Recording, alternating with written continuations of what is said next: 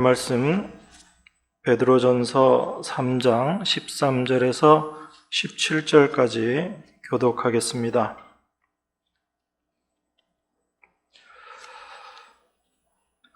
또 너희가 열심으로 선을 행하면 누가 너희를 해하리요?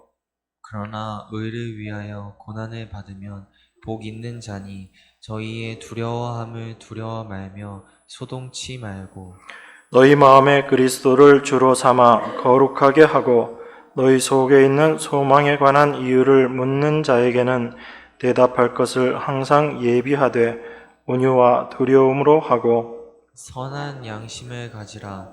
이는 그리스도 안에 있는 너희의 선행을 욕하는 자들로 그 비방하는 일에 부끄러움을 당하게 하려 함이라. 같이 읽겠습니다. 선을 행함으로 고난 받는 것이 하나님의 뜻일진데 악을 행함으로 고난 받는 것보다 나으니라. 아멘.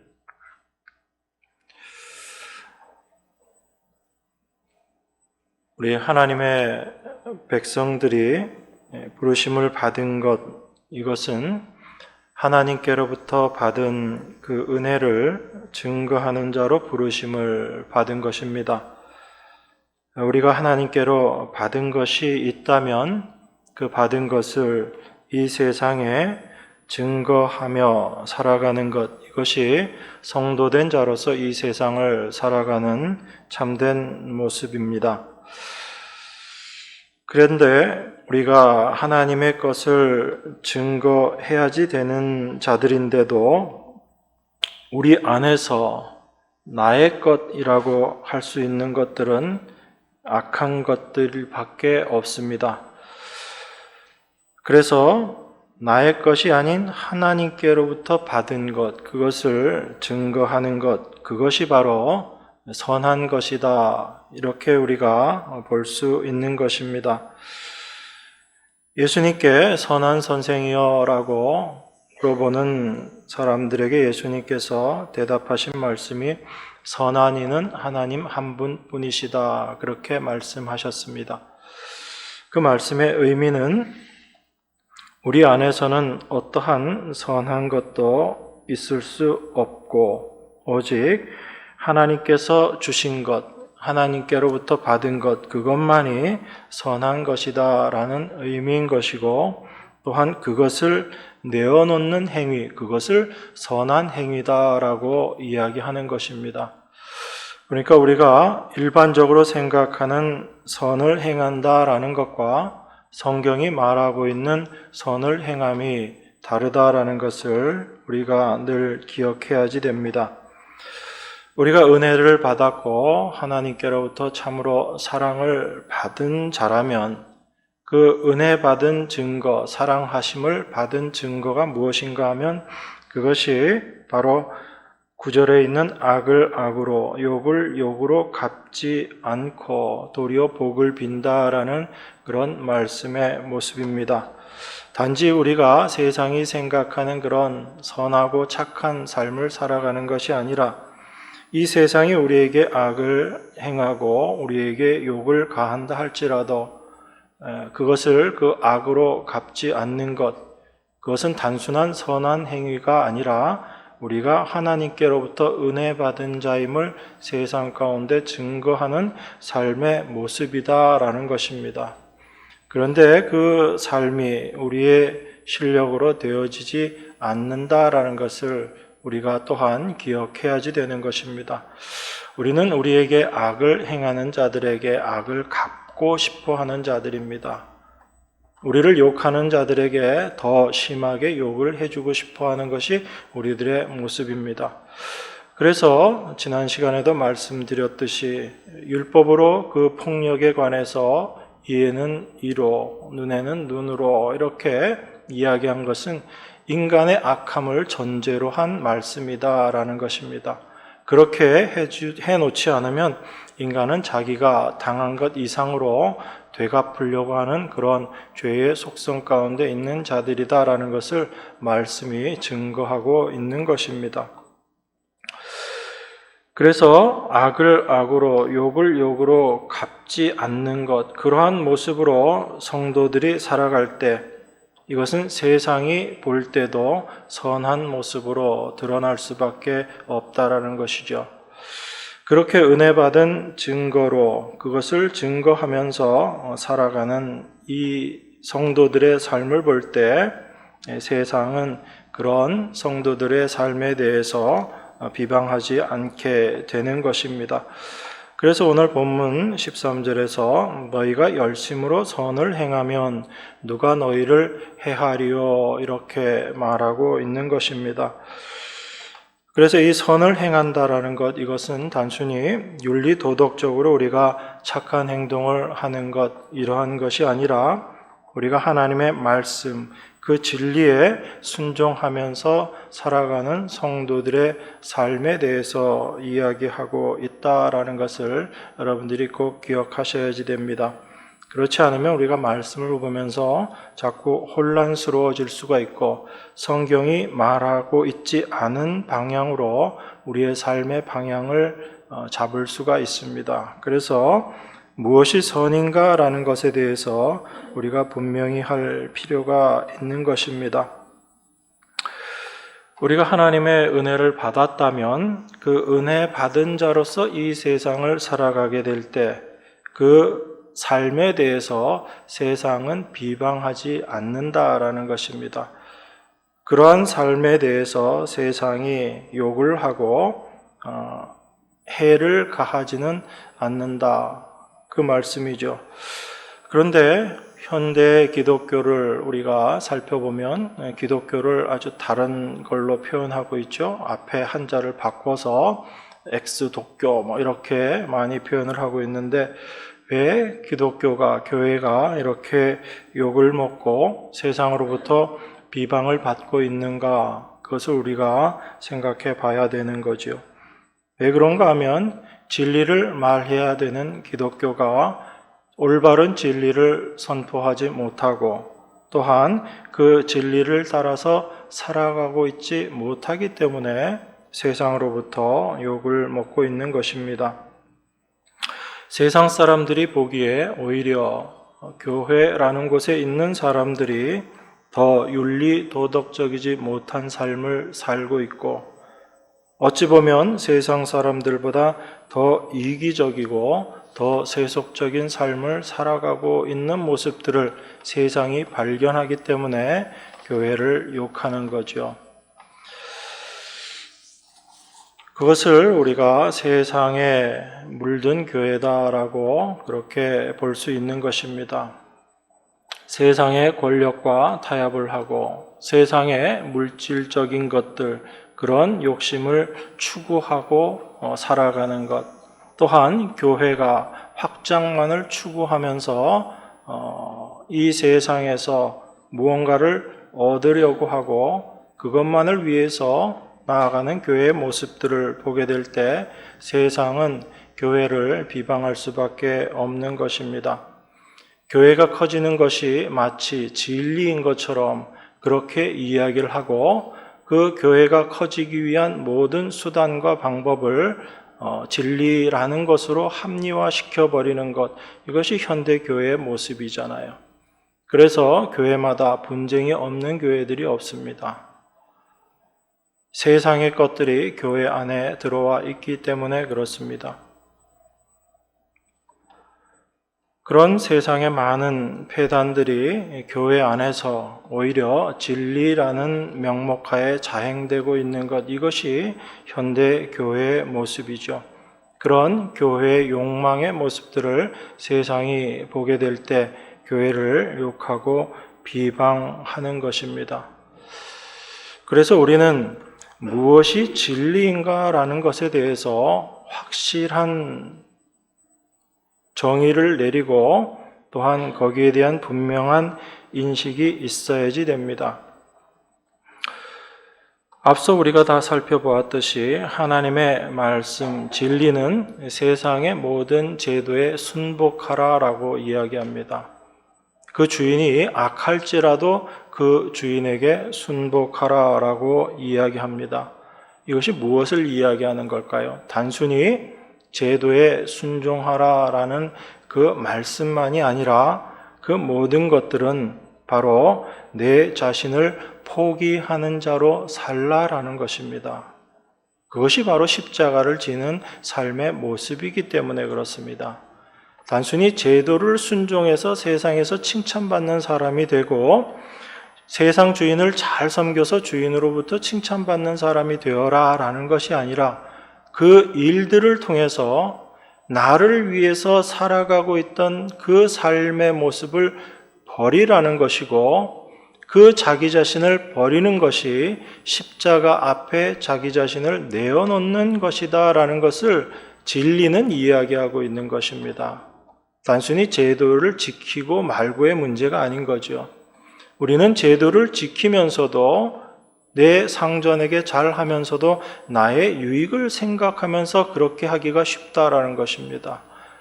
그런데 하나님께서 우리에게 주신 말씀은 내가 어떠한 어려움을 당하고 내가 어떠한 손해를 본다 할지라도 그것이 그 모든 생각들이 나를 위한 생각에서 기인된 것이기 때문에 그 나를 위해서 나의 유익을 위해서 살아가고 있는 그 옛사람의 삶의 모습을 버리라라는 것입니다. 그것이 진리가 우리에게 요구하고 있는 것이에요. 그 진리에 순종하면서 우리가 살아가게 될 때 참된 윤리의 모습도 나타나게 되고 도덕의 모습도 나타나게 되는 것입니다.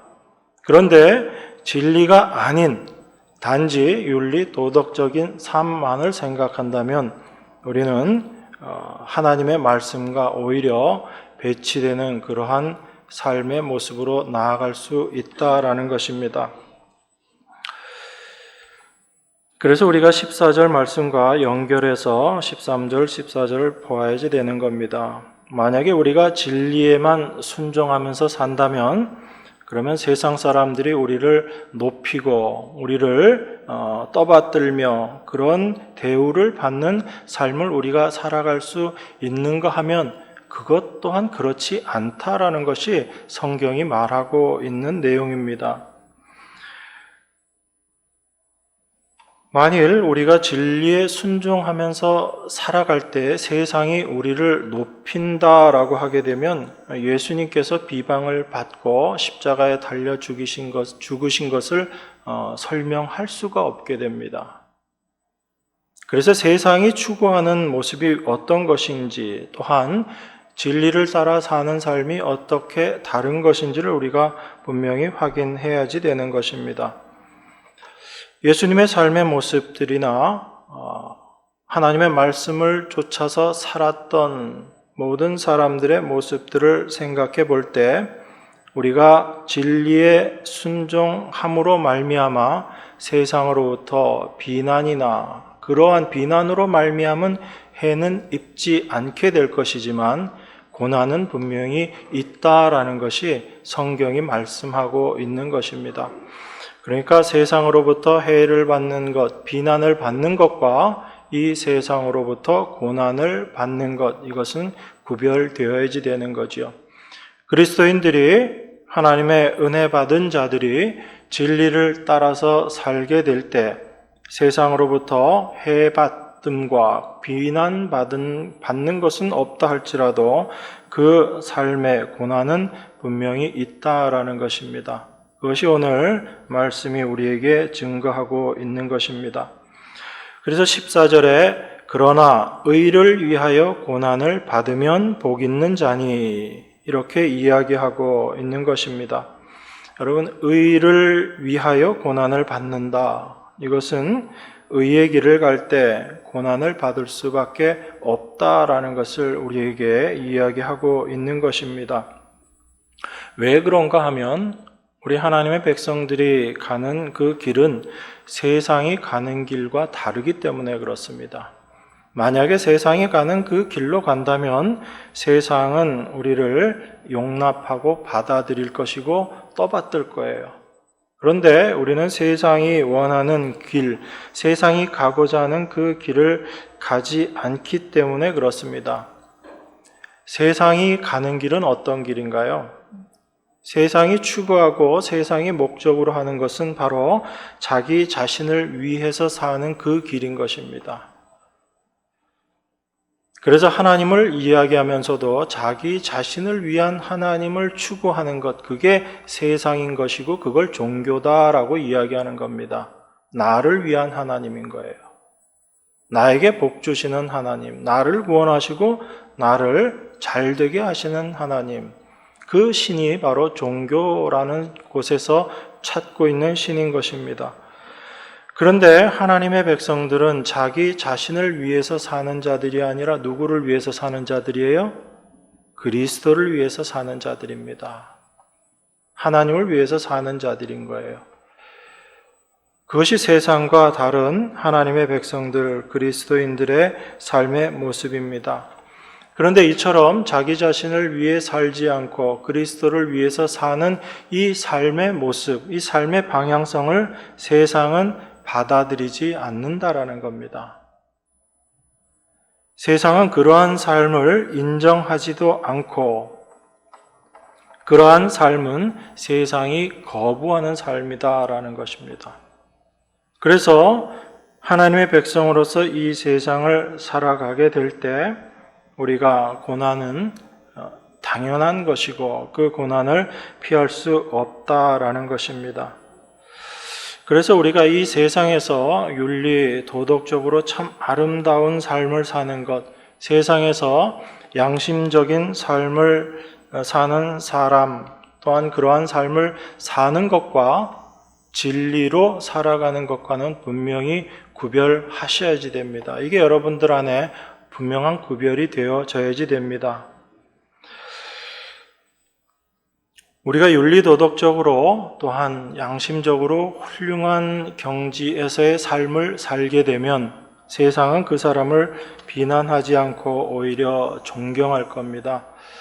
그러한 삶을 살았던 사람들, 여러분 머릿속에 바로 떠오르는 사람이 있죠. 세상도 인정하는 사람입니다. 테레사 수녀, 얼마나 이 세상에서 좋은 일들을 많이 하고 평생 자기의 삶을 희생하면서 살았는가라는 것을 우리가 알고 있습니다. 그 사람을 욕하는 사람은 아무도 없거든요. 그런데 과연 그 삶이 진리를 쫓아가는 삶이었는가라는 것은 우리가 다시 한번 생각해 봐야지 됩니다. 교회도 이러한 삶의 영향을 받아서 그러한 것들을 교회의 목적으로, 목표로 삼고 추구하는 교회들이 많이 있습니다. 그래서 빈민 사역을 하고 어려운 사람들을 돕고 가난한 사람들에게 식사를 제공하고 그렇게 여러 가지 일들을 합니다.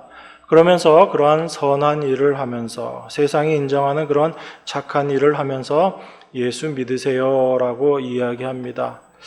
그런데 그것이 과연 진리를 올바로 선포하고 있는 것인가? 이것을 우리가 되돌아봐야지 되는 것입니다. 분명한 것은, 성경이 이야기하는 분명한 것은 우리가 생각하는 그러한 착한 일을 가지고 우리가 의로워지는 것이 아니다라는 것입니다. 그것이 진리가 우리에게 이야기하고 있는 것이에요. 가난한 사람들에게 먹을 것을 나누어 주고 그들의 어려움을 해결해 주면서 그것이 기독교인 것처럼 말하고 그러한 삶을 얘기하는 것, 그것은 진리가 아닙니다.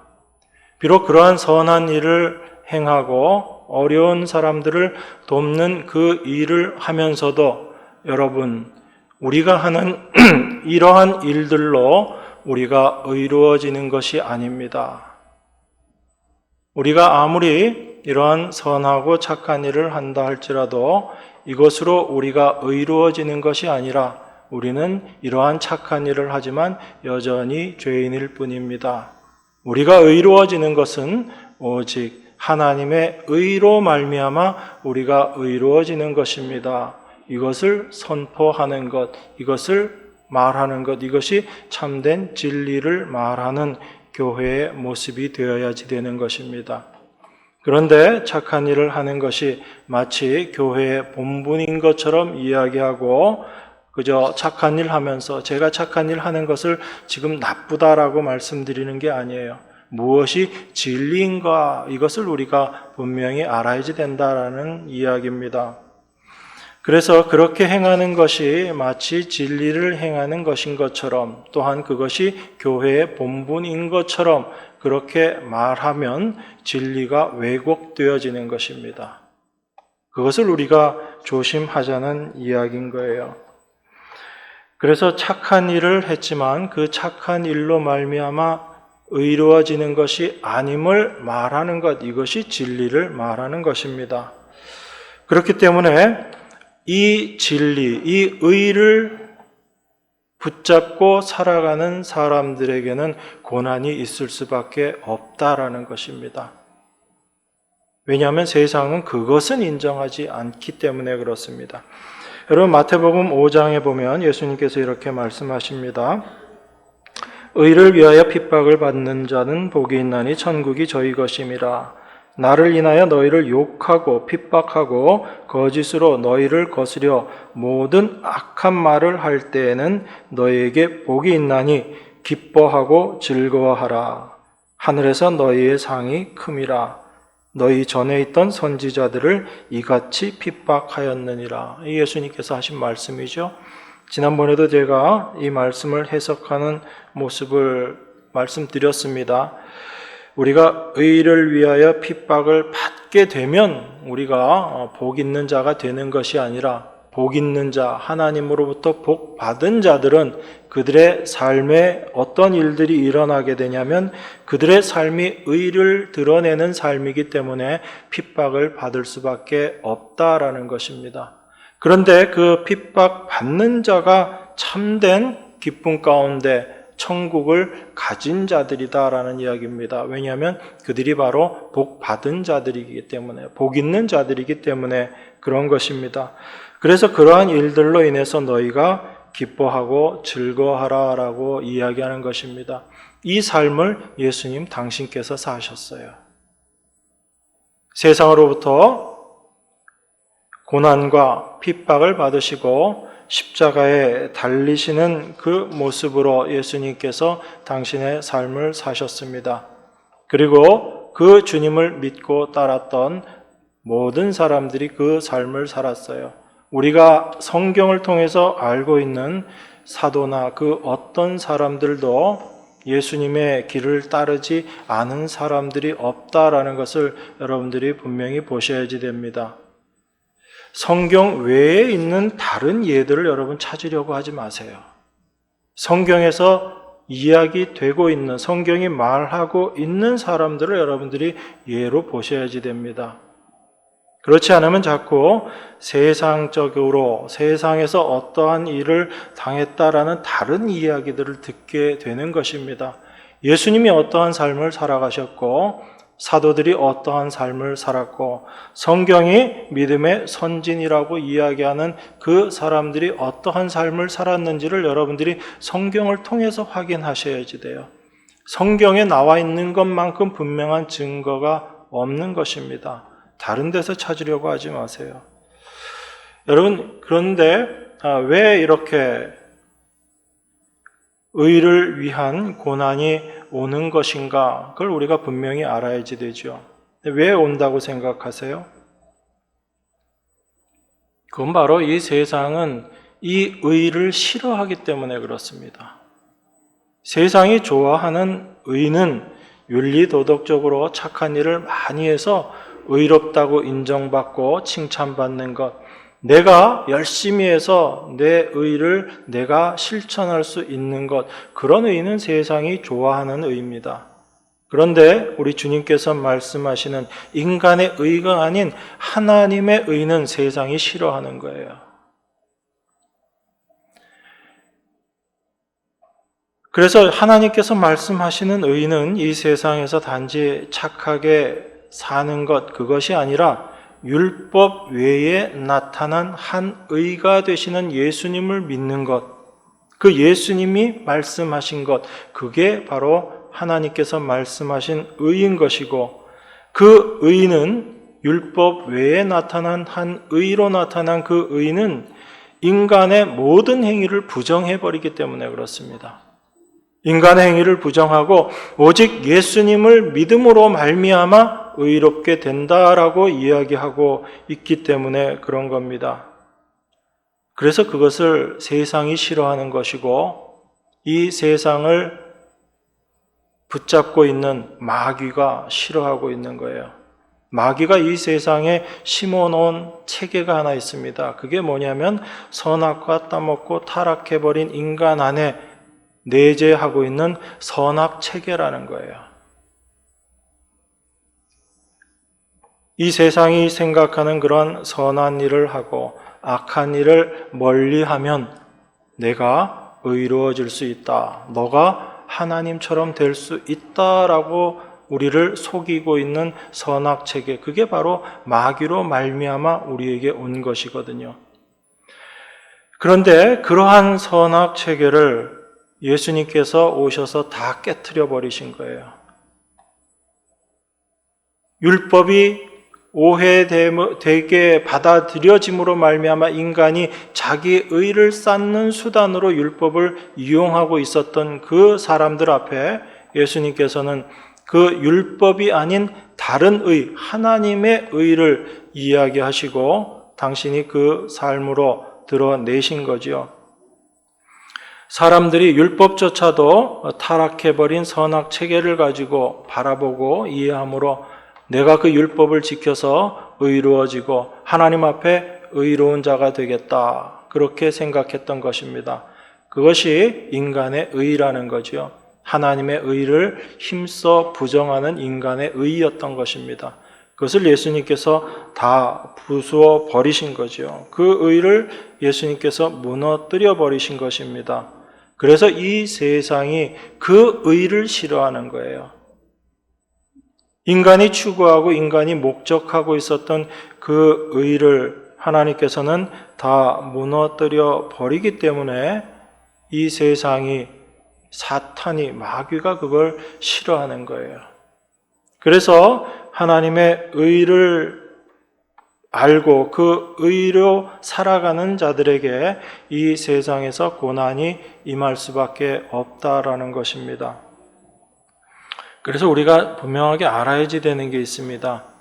하나님의 백성들, 우리가 착하게 살면 이 세상을 변화시킬 수 있다라는 그 생각은 그다지 성경적인 생각이 아닙니다. 착하게 살지 말라라는 것이 아니라 우리가 세상이 생각하는 그러한 착함으로 살아서 이 세상을 변화시켜야지 되겠다라는 생각이 성경적이지 않다라는 것입니다. 하나님은 이미 이 세상을 불로 심판하실 것을 말씀하셨어요. 그것은 이 세상에 하나님은 기대 두고 있지 않으시다라는 것입니다. 하나님은 하나님이 완성하실 세상에 마음 두고 계신 것이에요. 그런데 우리가 멸망하고 불에 타 없어질 이 세상에 우리의 마음을 두고 산다면 그것은 하나님의 뜻대로 살아가는, 진리로 살아가는 참된 삶의 모습이 아니다라는 것을 우리가 기억해야지 되는 것입니다. 이 세상을 변화시킬 수 없다라는 것은 바로 그러한 삶의 모습이 무엇을 통해서 드러났냐면 예수님을 십자가에 박는 그것으로 드러난 것입니다. 세상은 절대로 그 의를 받아들이지 않고 그 세상의 악함은 절대로 인간의 의를 부정하는 것을 받아들일 수 없게 되는 것입니다. 그 악함 가운데 있는 것이 이 세상이기 때문에 우리의 어떠함으로 세상을 변화시켜 보겠다. 그것은 성경적인 것이 아니다라는 것입니다. 오히려 이 세상은 하나님 말씀 앞에 다 무너져야지 되는 것. 이 세상이 되어 있는 나 자신도 하나님 말씀 앞에 철저히 무너져야지 되는 것. 그것이 진리가 우리에게 이야기하고 있는 것입니다. 그래서 항상 하나님의 말씀, 진리가 선포되는 곳에는 죄에 대한 폭로, 죄에 대한 고발이 있게 되는 거죠. 그 죄의 모습을 올바로 깨닫게 된 자들만이 자기 자신의 죄된 모습을 분명하게 확인한 자들만이 십자가의 은혜 앞으로 나아가게 되는 것입니다. 그래서 성경은 끊임없이 우리 자신의 죄에 대해서 이야기를 하고 있는 것이에요. 복받아라 하는 것이 얼마나 편하고 좋은 얘기겠어요. 그런데 성경은 그렇게 이야기하고 있지 않다라는 겁니다. 끊임없이 우리의 죄된 모습을 드러내시고 그리고 하나님의 은혜가 무엇인지를 추구하고 그것을 깨닫는 그 자리로 우리를 인도해 가고 계시는 것입니다. 그래서 빌립보서 1장 29절에서도 이렇게 이야기합니다. 그리스도를 위하여 너희에게 은혜를 주신 것은 그를 믿을 뿐만 아니라 또한 그를 위하여 고난도 받게 하려 하심이라. 이렇게 이야기합니다. 여러분 이 말씀 한번 자세히 보세요. 하나님께서 왜 은혜를 주셨죠? 여러분을 위해서 하나님께서 은혜를 주셨나요? 아니면 그리스도를 위해서 은혜를 주셨나요? 저 보지 마시고 성경에 뭐라고 되어 있어요? 분명히 보이시죠? 그리스도를 위하여 너희에게 은혜를 주셨다라고 이야기합니다. 그럼 우리가 은혜 받았다라는 것은 우리를 위한 은혜라는 거예요? 우리 주님을 위한 은혜라는 거예요? 우리 주님을 위한 은혜란 이야기입니다.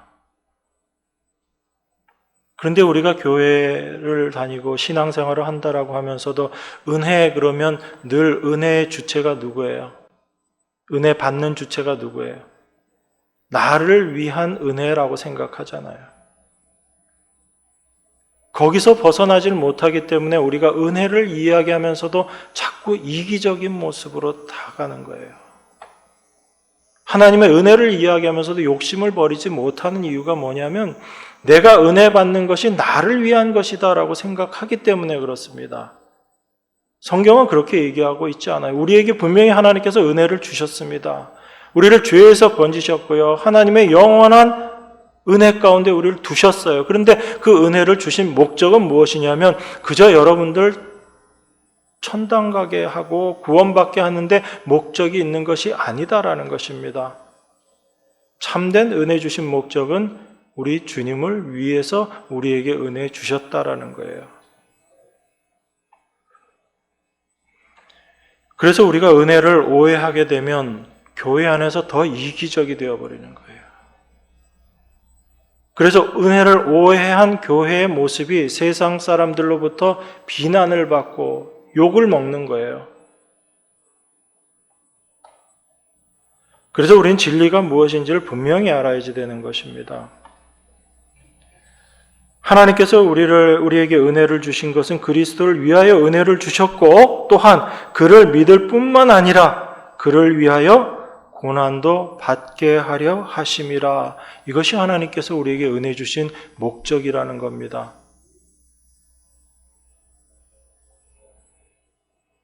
그렇기 때문에 우리가 이것을 알지 못하고 그저 은혜라고 이야기한다면 그 은혜는 나를 위한 은혜이고 나의 이기심을 위한 은혜이고 나의 유익을 추구하는 은혜인 겁니다. 그 은혜는 성경이 이야기하는 은혜가 아니다라는 거예요. 그러니까 우리의 신앙의 모습들 중에 이 세상적인 것들로 말미암아 왜곡되어진 모습들이 얼마나 많은지를 우리는 이 말씀을 통해서 확인해야지 되는 것이고 이 말씀을 통해서 날마다 그러한 우리의 모습들이 깨어져야지 되는 거예요. 그것이 바로 우리가 날마다 죽노라라는 그 삶의 모습인 것입니다. 그래서 우리는 늘 이 말씀 앞에서 겸손할 수밖에 없는 것이고 말씀 앞에서 나의 죽음을 경험할 수밖에 없는 거예요. 하나님을 이야기하고 예수님을 이야기하면서도 여전히 나의 유익을 추구하면서 내 자신의 이익을 추구하면서 살아가고 있었던 그 모습들이 이 말씀 앞에 밝게 드러나게 되는 거예요. 나의 악함이 밝게 드러나는 것입니다. 그걸 성경은 빛이다라고 이야기하는 거예요. 그래서 말씀은 우리를 늘 진리의 길로 인도하는 것입니다. 그래서 이러한 그리스도의 의는 이 세상이 아무리 윤리 도덕적으로 수준 높은 삶을 살아낸다 할지라도 그것은 여전히 심판받을 수밖에 없는 악이다라고 그렇게 이야기하는 것입니다. 그래서 세상이 하나님의 의를 싫어하는 거예요. 그래서 성도들이 고난을 당할 수밖에 없는 것입니다. 그래서 의를 위하여 고난을 받으면 복 있는 자다라고 이야기하면서도 저희의 두려워함을 두려워 말며 소동치 말고라고 그렇게 이야기하는 것입니다. 우리가 고난을 받을 때 그 두려워함, 저희의 두려워함을 두려워하지 말라라고 이야기합니다. 이 말씀의 의미는 세상이 우리를 어떻게 대할 것인지에 대해서 두려워할 필요 없다라는 것입니다.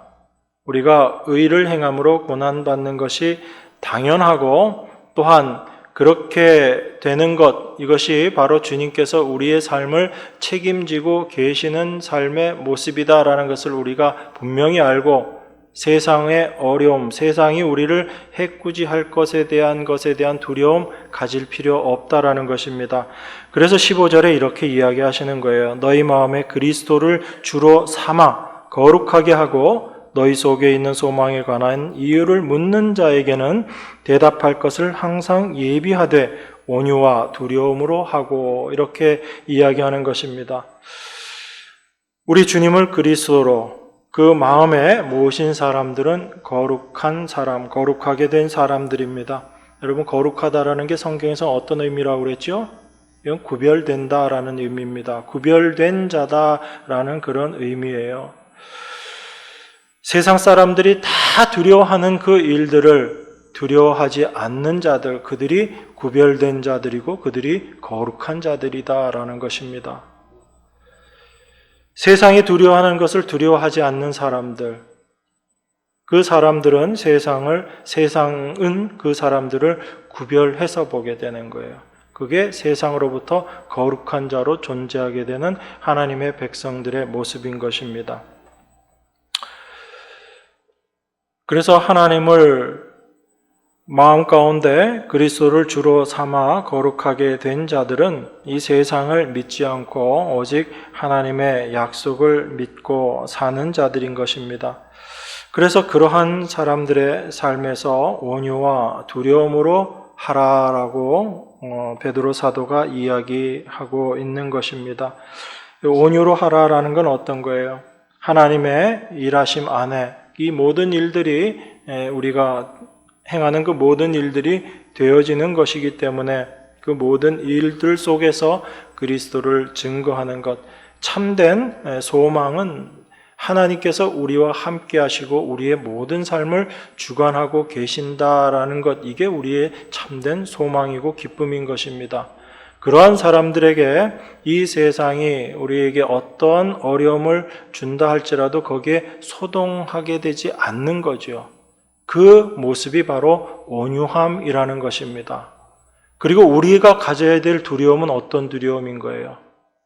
우리가 그러한 온유함으로 살아가지 못하고 세상의 생각들에, 세상이 말하는, 세상이 주는 그런 고난에 우리 마음이 두려움으로 말미암아 그 온유한 삶을 살아내지 못하게 될 것에 대한 두려움을 이야기하는 거예요. 잘 이해하셨죠? 제가 좀 꽈서 말씀을 드렸는데 이 두려움은 단순한 두려움이 아니라 우리가 그 온유한 자로서 살아가지 못할 것에 대한 두려움이란 얘기예요. 그게 바로 우리 자신을 바라보게 되고 거기에 매였을 때 우리는 두려움을 갖게 되는 것입니다. 그 두려움, 우리가 온유함으로 살지 못할 것에 대한 두려움을 가지고 우리가 살아가게 될 때 주님을 더욱더 소망하게 되고 그 주님이 우리의 모든 삶을 주관하고 계신다라는 것에 우리의 마음이 더욱더 나아가게 되는 거죠. 그래서 온유와 두려움으로 하라라고 그렇게 이야기하는 것입니다. 그러한 자들은 그 삶이 바로 그들에게 있는 소망이 무엇인지에 대해서 묻는 자들에게 대답할 것을 가지고 사는 자들이에요. 그 사람들이 와서 너 소망이 뭐니? 그렇게 물어볼 때 이거 대답해라 라는 것이 아니라 우리가 그 소망을 가지고 살아가게 되는 것, 성령의 인도하심 안에 우리의 모든 삶이 주관되어진다라는 것을 고백하는 그 삶을 살아가는 것, 그 소망 가지고 살아가는 것이 바로 이 세상이 그 이유를 묻는 것에 대한 대답을 가지고 살아가는 것이다라는 그 말씀인 것입니다. 그러한 자들에게 온유함의 모습으로 살아가는 거예요. 그래서 그 주님이 우리의 모든 삶을 주관하고 계신다라는 것을 증거하는 그 삶, 그게 16절에 나와 있는 삶의 모습입니다. 선한 양심을 가지라. 이는 그리스도 안에 있는 너희의 선행을 욕하는 자들로 그 비방하는 일에 부끄러움을 당하게 하려 함이라. 그렇게 이야기합니다. 여러분, 선한 양심이라는 게 어떤 거죠?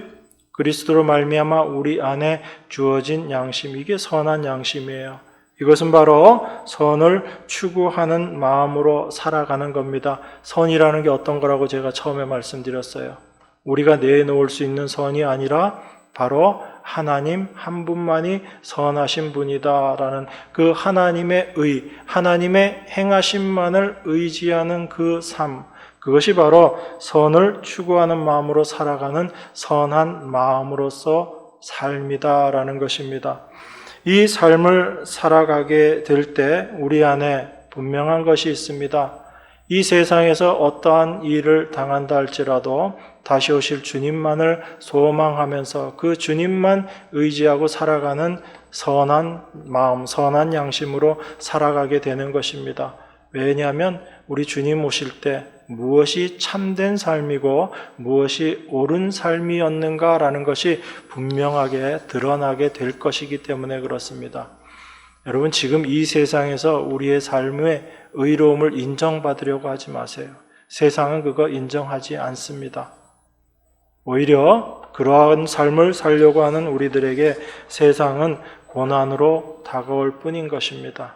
그것을 우리들이 분명히 알아야지 됩니다.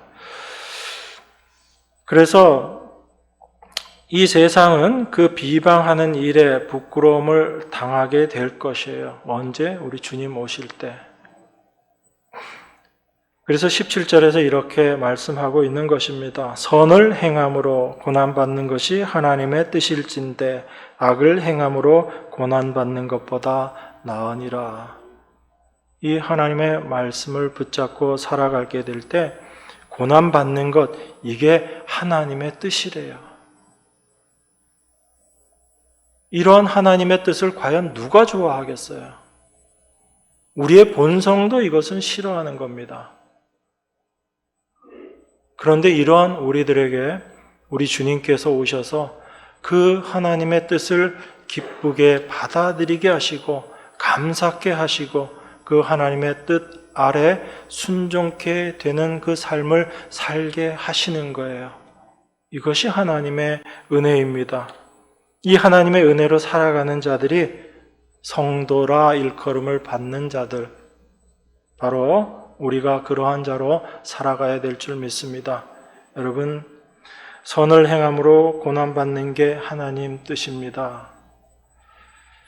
그리스도의 고난이 무엇인지를 알게 되고 그 고난에 참여하는 것, 이게 하나님의 뜻이기 때문에 그렇습니다. 날마다 여러분 삶 가운데 이 하나님의 뜻이 무엇인지를 분명히 아시고 그 하나님의 뜻 안에 내가 있는 것, 이것이 바로 복 있는 자의 삶이다라는 것을 여러분들이 꼭 기억하시고 하나님께서 주신 그 약속의 소망, 그거 붙잡고 날마다 감사하며 살아가는 여러분과 제가 되기를 바랍니다. 기도하겠습니다. 하나님의 은혜를 감사드립니다. 무엇이 참된 하나님의 은혜인지를 말씀을 통해서 잠시 묵상했습니다. 진리의 그 놀라운 것들이 우리 사람의 생각이 아닌 성령으로 말미암아 올바로 깨달아지기를 원합니다. 우리의 연약함과 우리의 무지함이 가리지 않게 하시고 오직 진리의 말씀이 우리를 말씀 안에서 더욱더 굳건케 되게 세워주시고 주 안에 완성된 것이 무엇인지를 올바로 바라보며 참된 소망을 가지고 살아가는 저희 모두가 될 수 있도록 인도하시고 축복하여 주시옵소서. 귀하신 예수 그리스도 이름으로 기도드리옵나이다. 아멘.